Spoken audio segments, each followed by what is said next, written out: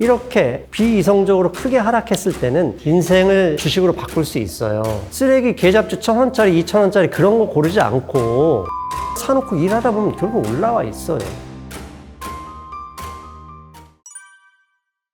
여기서 기술이라고 하는 얘기는 339, 4416, 이 구구단이나 우리가 배운 과학의 법칙처럼 정해진 게 아닙니다. 결국은 생활 속에서 찾아내야 된다는 거죠. 관심입니다. 자, 우리가 누군가를 사랑해, 나는 너를 좋아해 라는 단어를 쓰잖아요. 이걸 대체할 수 있는 유일한 단어가 딱 한 단어밖에 없습니다. 관심. 난 너에게 관심 있어. 이 얘기는 사랑한다는 의미거든요. 즉, 주식을 투자를 잘하려면 주식 투자에 맞는 관심을, 세상에 대한 관심을 주기적으로 가져야 돼요. 그 관심이 있으면 보이죠. 내가 세상의 모든 종목이 얼마나 많은 업종이 있습니까? 이걸 다 갖는다? 알 수가 없어요. 그 많은 종목 내 뇌에 한계 있기 때문에 안 됩니다. 그래서 증권사에 보면 한 사람의 모든 영역을 담당하지 않아요. 반도체면 반도체 영역, 조선이면 조선 영역, 철강이면 철강 영역, 다 세분화되어 있어요. 그런 것처럼 나 또한 내가 잘 알고 내가 관심 있는 쪽에 그나마 좀 지식이 있는 쪽에 관심을 가져야 되겠죠. 예를 들면 내가 반도체에 대해서 많이 안다. 그러면 반도체에 대해서 더 많이 파고 반도체와 관련한 기사들에 더 집중해야 되고요. 게임주에 관심이 있다 그러면 자, 게임의 트렌드를 조금만 살펴볼 필요가 있어요. 미시적으로 이 게임만 보는 게 아니라 게임 시장이 어떻게 올라왔는지 그 지식이 있어야 돼요. 내가 게임을 잘한다면 게임에서 멈추지 말고 게임 관련 주식 투자를 하고 있다면 더 많이 파야 되겠죠. 그럼 어떻게 파냐? 일단 주식이 쌓아야 될 것이고 관련 리포트 읽어야 될 것이고 참 주가는 일부에서 말씀드린 것처럼 미래를 반영하는 게 아니라 미래의 가능성을 반영하는 거죠. 미래의 가능성이 현실화될 확률이 조금씩 높아진다 그러면 주가는 계속 오르게 되어 있는 겁니다. 이런 것처럼 기술이라고 하는 건 뭐냐면 내가 잘 알고 있냐, 내가 집중하고 있는 분야, 내가 공부를 많이 한 분야에 대해서 관심, 그 관심을 주식으로 연결해서 이걸 어떻게 투자를 해보는 수밖에 없어요. 제가 농담으로 포커를 쳐보면 어떻게 많이 쳐야 돼요? 바둑은 어떻게 많이 잘 둬야 돼요? 많이 둬보는 수밖에 없어요. 바둑을 책으로 배운다고 바로 이기나요? 끊임없이 지고 이기는 거예요. 고스톱 어떻게 배웁니까? 끊임없이 돈 끌면서 배우는 거예요. 주식 투자도 마찬가지예요. 내가 잘 모른다면 내가 감당할 수 있는 작은 돈으로 내가 관심 있는 분야에서 가지고 그 지식을 기반으로 해보고 실패하고 시행착오의 과정에서 배우는 겁니다. 그게 기술이에요. 그러니까 유망한 종목 제가 볼 때 현재 기준에서 유망한 겁니다. 가장 유망한 종목 중에 하나로 코오릉생명과학을 보고 있어요. 코오릉생명과학은 관리 종목입니다. 왜 관리 종목이 되었느냐? 2019년 자회사 코오릉 티슈진이 임보사라는 무릎 연골 치료제, 주사제죠. 이게 미국 임상 3상 단계에서 성분이 바뀐 것 때문에 임상이 중단이 결정이 됐어요. 그게 2019년일 겁니다. 그랬는데 한국식약청에서는 그걸 근거로 의약품을 취소시켰고 그 다음에 코오릉 티슈준이 거래 정지가 됐습니다. 그래서 코오릉 생명과학은 코오릉 티슈준의 2제 주주입니다. 1대 주주는 주 코오릉이에요. 근데 왜 티슈준과 직접 연결이 돼 있냐? 티슈진은 미국의 임상을 하는 회사고 티슈진이 개발한 이 임상하고 있는 이 임보사에 대한 모든 권한들, 판매 권한, 이런 수출 권한은 코오릉 생명과학이 가지고 있습니다. 그런데 코오릉 티슈진이 2019년에 그런 일이 발생한 이후 좀 이따 거래 정지가 되었고 거래 정지가 되자마자 코오릉 생명과학은 자산에 계상되어 있던 3,300억 원으로 되어 있는 자산 가치를 상각을 했습니다. 손실을 본 거예요. 아마 날아간 겁니다. 돈이. 그리고 나서 임보사 관련해서 수출했던 많은 라이센스 아웃했던 기업들과 소송이 붙어서 대규모 손실이 발생합니다. 그래서 2년 연속 적자를 보고 3년 연속 영업 적자를 보면 관리 종목 상장 폐지 대상 종목이 되고 2년 연속 적자를 봤기 때문에 관리 종목이 돼 있습니다. 근데 작년에 다행히 흑자를 냈지만 대상에서 완전히 제외되지 못했고 올해 순이익과 영업이익 흑자가 나면 관리 종목에서 이렇게 나오게 됩니다. 그런데 이 티슈진 임보사의 문제가 2020년 미국 FDA에서 중요한 결정을 해줍니다. 실수 인정하는데 큰 문제 없으니까 임상 다시 해. 임상 개시 결정이나. 두 번째, 1년 후에 임보사라는 물질이 이 관절에서만 있었는데 고관절에 적응증으로 치료제로 임상 신청을 했는데 일상 면제를 받고 이상으로 직행을 해버렸어요. 자, 우리나라 그 수많은 바이오 업체 중에 미국 FDA 승인해서 임상 3상을 하고 그 관련해서 추가 적응증에서 일상 면제받고 이상에 직행한 경우 거의 없습니다. 이렇게 살아나면서 이제 과거에 취소됐던 라이센스 아웃이 다시 시작이 돼서 최근에는 싱가포르 회사에 약 7천억 정도의 기술 수출까지 완료했어요. 그리고 임상에 돈이 들어가니까 관리 종목으로서 돈이 없으니 약 2년 동안 불과 이제 내일 9월 7일 날 만기로 330억 전환사채까지 발행을 하는데 총 1천억 원의 증자 및 전환사채를 발행해서 거래 정지되어 있는 회사에 코오릉이 돈을 넣습니다. 그런데 코오롱 티시즌이 8월 31일자로 경영 개선 이행 기간이 끝났고 이제 약 한 달 정도, 최대 한 달 보름 정도면은 이게 거래 재개가 될지 상장 폐지가 될지 결정하게 되는데 맨 문제를 일으켰던 미국에서부터 모든 게 완전히 복구가 돼버렸고 그 전보다 더 지금까지 임상을 면제받고 이상으로 직행한 가능성. 그 다음에 라이센스 아웃이 취소됐지만 다른 데에서 7천억 원에 넘게 사간 점. 그 다음에 주 코오롱과 기존 주주들 대상으로 3자 배정 유증 및 전환 사기 중에서 약 2년 동안 1천억 원을 추가로 출자한 점. 이런 점을 감안하면 저는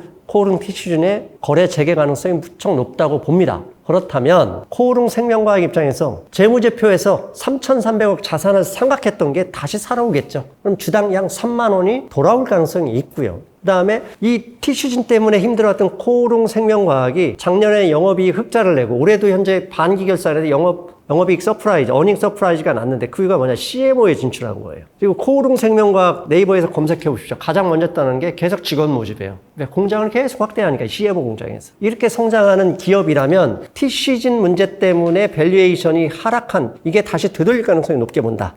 그래서 아마도 10월 안에 거래재개 결정이 난다면 과거에 코오롱 생명과학이 18만 원까지 주가가 올라갔으나 거기까지는 아니더라도 장기 평균 주가인 8만 원에서 10만 원까지는 충분히 회복할 가능성이 높다고 본다. 현재 주가가 4만 원이다. 그렇다면 저는 이 종목을 이미 저는 작년부터 꾸준히 사왔고 올해 초에 주가 폭락할 때 3만 원까지 떨어질 때도 계속 매집해왔던 종목입니다. 그래서 좋게 봅니다. 다만 미래를 알 수가 있나요?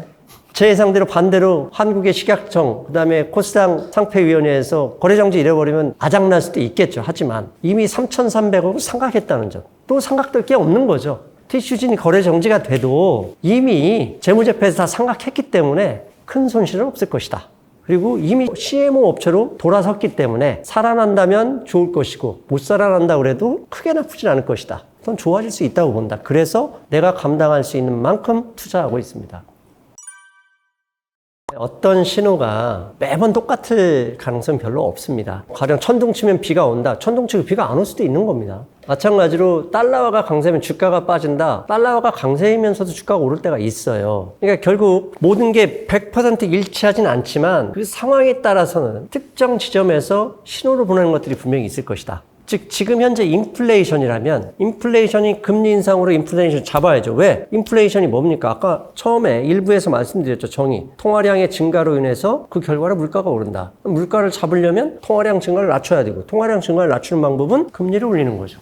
간단합니다. 그러면 금리를 올리면 당연히 미국 돈의 가치가 올라갈 것이고 달러가 강세가 되는 거예요. 그럼 주가가 빠지는데 언제 빠질지 아무도 모르는데 결국은 우리가 주변에서 벌어지는 신호에서 유추하거나 추론하는 수밖에 없어요. 지난 3개월간 금값이 계속 하락했습니다. 지난 3월 우크라이나 전쟁 여파로 2,000달러 이상이 갔던 금 가격이 그때 인플레이션이 급속하게 증가하고 페드가 금리를 올라가면서 현재 금값이 온스당 1,730달러 정도 됩니다. 계속 금리 인상과 함께 떨어졌어요. 그런데 지난주 금요일 유럽의 천연가스 노드스트림에 대해서 러시아가 무기한 송출 중단 폐쇄 이야기를 하자마자 주가가 많이 빠졌죠. 그런데 그날 빠지지 않은 주가가 두 가지가 있었어요. 하나는 금값이 올랐고요. 두 번째, 금 관련 금광주들이 플러스 3.9% 정도 올랐습니다. 이게 무슨 이야기를 하는 걸까?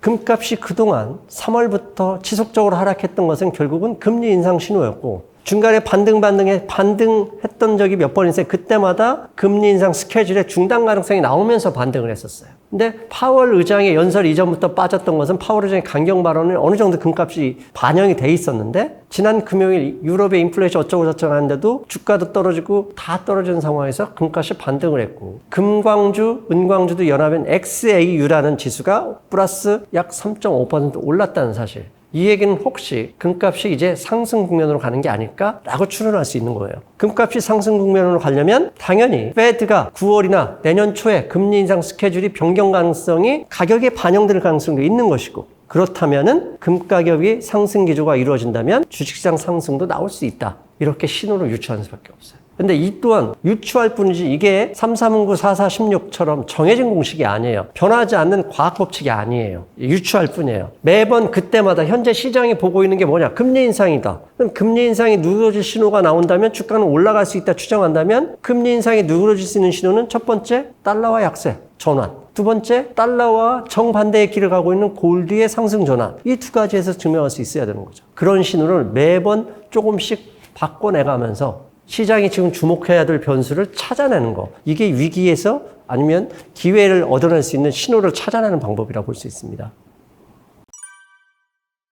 저는 현재는 위기라기보다는 기회의 측면에서 보자고 주장을 합니다. 왜냐? 지난주 금요일 고용지표 발표 전날 목요일에 미국 증시에서 상당히 눈여겨볼 만한, 주목할 만한 사건이 있었어요. 당시 중국의 청두시를 봉쇄한다고 그랬고요. 그다음에 실업수당 청구 건수가 예상보다 크게 줄었기 때문에 증시가 시작부터 급락을 했었습니다. 그런데 오후 들어서 증시가 급반등을 일으키면서 나스닥을 빼고 다우와 S&P 500 인덱스가 플러스로 마감했어요.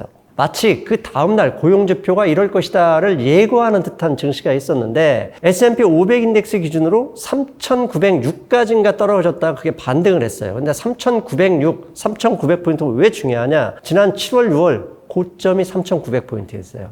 차트를 조금만 공부해 보신 분들은 알 겁니다. 만약에 지지한다면 그 고점 라인에서 지지해 줄 것이다 라고 예상을 하는데 정확하게 그 예상 포인트에서 반등이 나왔습니다. 금요일날 하락하긴 했지만 거기까지 가지 못했고 3,936포인트가에서 마감을 했었는데요. 이제 내일 새벽이면 미국에 휴가를 복귀해서 미국 시간은 화요일장이 열리겠지만 3,900포인트를 지지해 준다면 더 이상 하락할 가능성보다는 반등할 가능성을 좀 더 많이 봐야 된다라고 주장을 합니다. 왜? 앞에서 말씀드렸죠. 통화량 지표, 미시간대 기대 인플레이션 지표, 그 다음에 페드, 클리브랜드 페드 홈페이지에 now, 인플레이션 now 캐스팅, 블룸버그의 자료 등 이런 걸 볼 때 인플레이션은 상당히 빠른 속도로 완화되고 있고 그리고 러시아가 천연가스를 잠궈서 국제유가가 크게 오를 것이다 생각했는데 하루 전 90달러를 가던 이 국제유가가 다시 내려와 버렸습니다. 88달러 수준 내려왔는데 90달러를 치고 올라가지 못하는 걸 보면 결국은 인플레이션, 이 물가, 특히 국제유가 이게 가솔린 가격으로 이어질 텐데 이 부분도 추가적으로 하락시킬 가능성도 있다는 걸 염두에 두고 이제는 추가 하락 지난 6월에 3,600 이런 게 아니라 이제는 반등의 가능성도 조금씩 더 주안점을 둬서 보자 이렇게 말씀드리고 싶습니다. 97년도면 IMF입니다. 그때 제가 4천만 원을 투자해서 3천만 원을 날렸죠. 근데 그 당시 3천만 원이 얼마나 큰 돈이냐. 당시에 상계동 아파트를 제가 미분양 아파트를 25평 아파트를 분양받았었는데 그 당시 분양가가 8,700만 원이었어요. 아파트 반값이 날아간 거죠. 그리고 2000년 나스닥 버블, 2006년 주가가 꺾일 때 그러니까 금융위기 직전까지 날린 돈이 약 6억 정도 날렸는데 그 당시 6억이면 강남의 대치동의 아파트 웬만한 거 샀을 정도입니다. 대출을 좀 끼고서. 그 정도 날렸던 건데 2000년도에 코로나 당시에 많이 올랐죠. 많이 올랐는데 제가 특별한 기술이 있었기보다는 그 당시엔 누구나 다 가지고 있으면 올랐습니다. 버텼으면 올랐어요. 가지고 있었을 때. 그 당시 상당히 큰 돈을 투자를 했었는데 3월 23일인가 날짜까지 제가 잊어먹을 수가 없네요. 평가서를 보니까 마이너스 55%였어요. 또 날아가는구나 아파트 한 채 이랬는데 버텼죠. 그냥 뭐하고 버텼냐. 유튜브 열심히 하고 일 열심히 하면서 버텼습니다. 그랬더니 2년 내내 올라서 그게 거의 4배 가까이 올랐습니다. 물론 이제 그 안에 제가 투자의 감각에서 얘기한 종목 선별은 앞부분에 얘기했던 이제 기술들 인문학적 통찰이나 경제적 상상력을 가지고 종목을 잘 골라내는 것도 있었지만 그 당시에 그런 종목들은 누구나 다 가지고 있었어요. 하이브, SK 이노베이션, SK 바이오사이언스, 심텍 이런 종목들이었거든요. 버텨낸 거예요. 그냥 이러면서. 왜? 계속 주가는 지수는 좋아졌고 지수가 좋아지면서 그 당시 반도체 대란이 이런 거 나오면서 관련 종목들이 다 올랐고 그래서 웬만한 거 2차전지 종목들 다 올랐잖아요. 버텨냈으니까 일어났을 뿐이거든요. 즉 앞부분에 제가 강조했던 것처럼 특별한 기술이나 종목을 콕 집어서 오른 게 아니라 대세 상승장에서는 괜찮은 종목 그냥 누구나 좋다고 하는 종목 사서 놓고 일 열심히 하다 보면 오르는 게 주식이에요. 반대로 이렇게 비이성적으로 크게 하락했을 때는 그런 종목도 동일하게 많이 빠져 있죠. 그럼 내가 어느 정도 여유 있는 돈이 있다. 그러면 내가 밤잠을 설치지 않을 정도의 금액으로 그런 종목 사놓고 제가 20년, 21년에 했던 것처럼 일 열심히 하다 보면 결국 다 올라와 있는 게 주식이에요. 쓰레기 계좌주 1,000원짜리, 2,000원짜리 그런 거 고르지 않고 그냥 앞부분에 얘기한 코오르 생명, 이런 생명과학 이런 것 좀 내가 감당할 수 있는 수준에 사놓고 일하다 보면 결국 올라와 있어요. 사놓고 가지고 있으면 오르는 게 아니라 가지고 있으면서 안 봐야죠. 안 보려면 일 열심히 하는 수밖에 없어요. 직장인들은 일 열심히 해서 진급기회 누리고 학생들은 공부 열심히 하고 그러다 보면 올라 있는 게 좋은 주식들이죠. 인생을 주식으로 바꿀 수 있어요. 근데 인생을 주식으로 바꾸려면 창업을 해야 돼요. 창업. 앞부분에 말씀드린 대로 우리나라 스타트업들, 창업자들 인생 다 바꿨습니다. 자기 주식으로. 근데 투자해서 인생을 바꿨다? 제가 볼 땐 바꾼 애들 없습니다. 슈퍼개미다 라고 나서는 사람 중에 돈 번 사람 없어요. 뭐하러 돈 벌었다고 그렇게 자랑하면서 다닙니까? 피곤하게. 진짜 돈 번 사람 자랑 안 하고 조용히 사라지면서 그냥 놉니다. 즉 인생을 주식 투자를 바꾼다? 못 바꿉니다. 창업하지 않는 이상. 다만 열심히 일한 돈, 기본적으로 아무리 금리가 높아도 인플레이션보다 금리가 높을 수는 없어요. 미국의 인플레이션 9.2%, 5월 인플레이션율 9.2% 잡으려고 현재 기준금리 2.5%잖아요. 올라가지 못해요. 인플레이션만큼. 즉 경제에서 인플레이션을 초과하는 수익률은 채권이든 저축이든 할 수가 없어요. 그렇다면 인플레이션 어느 정도 근접하거나 시장 평균 수익률, 지수 상승률보다는 좀 더 얻으려고 한다. 이 정도는 충분히 가능해요. 언제 가능하냐? 일 열심히 하고 그런 종목에 투자하면 됩니다. 예를 들어서 지수형 ETF. 가령 지금 현재 나스닥 많이 빠졌는데 나스닥 대형주 애플이 망하겠습니까? 제가 볼 때 망할 것 같지 않아요. 애플 걱정하는 사람들 보면 제가 볼 때 니네 집부터 걱정이라 그런 얘기 하거든요. 애플의 시가총액이 3조 달러입니다. 우리나라 1년 GDP가 약 2조 달러입니다. 그 열심히 살아간다는 베트남의 1년 GDP가 4천억 달러인데요. 애플 한 종목으로 베트남 같은 GDP 5개 사는 거예요. 이게 무슨 의미입니까? 그만큼 미래가 현재 보장돼 있다는 얘기거든요. 그런 걸로 구성되어 있는 QQQ 같은 종목 사면 결국 떨어지면 올라가요. 지난 100년 역사를 봐도 돼. 뭐 100년까지 안 봐도 돼. 지난 20년 역사를 보십시오. QQQ가 얼마나 올라갔는지. 근데 왜 자꾸 사람들은 실패하느냐? 지겹거든요. 6%, 7% 못 기다려요. 어떻게 하느냐? 빨리 오르고 싶어서 니비안이니 루시드니 이런 종목 사서 마이너스 80%죠. 매매 언제 사고 언제 파냐가 일반인이 가장 큰 관심사항인데 저는 거짓말 1도 안 보태고 매도 매수 시장가로 합니다. 그냥 시장가로 주문하고 매도 주문이든 매수 주문이든 시장가로 냅니다. 가끔은 이렇게 하락장에 있을 때는요. 매도하고 이럴 때는 가끔은 그냥 위에다 깔아놓기도 많이 합니다. 그런데 공부하다가 어느 주가를 보고 있는데 이 주식을 사고 싶다는 생각이 들면 그냥 시장가로 매매합니다. 내 보유 종목을 매도할 때는 내가 사고 싶은 가격에 미리 주문을 해놓습니다. 그냥 호가마다 가령 1000주 있다 그러면 100주씩 호가마다 쭉 위로 올려놓고 아니면 매수할 때도 마찬가지죠. 그냥 쭉 내려놓기도 합니다. 매도 매수 포인트라는 얘기는 어느 누구도 맞출 수가 없어요. 실제로 예를 하나 들어볼게요. 내가 어떤 종목을 정말 공부를 열심히 했어요. 그래서 현재 주가보다는 올라갈 가능성이 높아요. 그럼 내가 사고 싶은데 막상 사려고 주가를 보고 있는데 떨어진다. 살까요? 안 삽니다. 희한한 일이 벌어집니다. 이 회사 주가 내가 볼 때 앞으로 20, 30% 오를 가능성이 있어. 그래서 살려고 딱 먹었는데 주가가 막 빠져요. 2%, 3%. 아무도 안 사요. 왜? 떨어지면 사람들이 사고 싶어 하지 않아요. 팔고 싶어 하죠. 가지고 있는 사람들이. 그럼 언제 사느냐? 안 살려고 기다리고 있는데 갑자기 장이 들어서 올라가요. 하다가 마지막 꼭지에 딱 잡아버립니다. 그게 사람의 심리예요. 희한하죠. 내가 잡으면 그때부터 빠져요. 제가 묻습니다. 어떤 종목을 충분히 연구했어요. 그 가정이어야 돼요. 대충 카더라 얘기 듣고 하니까 안 되는 거예요. 앞부분 저처럼 코오른 생명과에 충분히 연구, 이 가격에서는 무조건 나 오른다고 봐.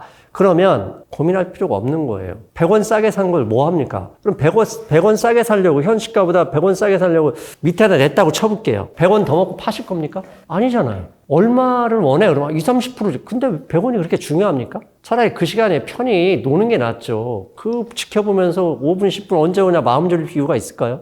저는 의미 없다고 생각해요. 거꾸로 물어야죠. 내가 이 주식을 얼마 정도 올라가면 팔고 싶어? 20%. 그러면 100원은 의미 없는 거예요. 심지어 50원, 200원도 의미 없는 거예요. 4만원짜리 20%는 8,000원인데 200원 뭐 덜 번다고 큰 영향이 있습니까? 그렇지 않죠. 매도도 마찬가지예요. 내가 이 종목 갑자기 제가 책에서 얘기한 것처럼 이유도 없이 마이너스 10%다. 이건 무조건 팔아버려야 되죠. 그런데 대부분이 내가 어느 정도 이익을 봤어. 예를 들어서 내가 3만원짜리 주식인데 지금 35,000원이야. 5,000원이나 이익을 봤어. 100원, 200원 싸게 파는 게 큰 대수인가요?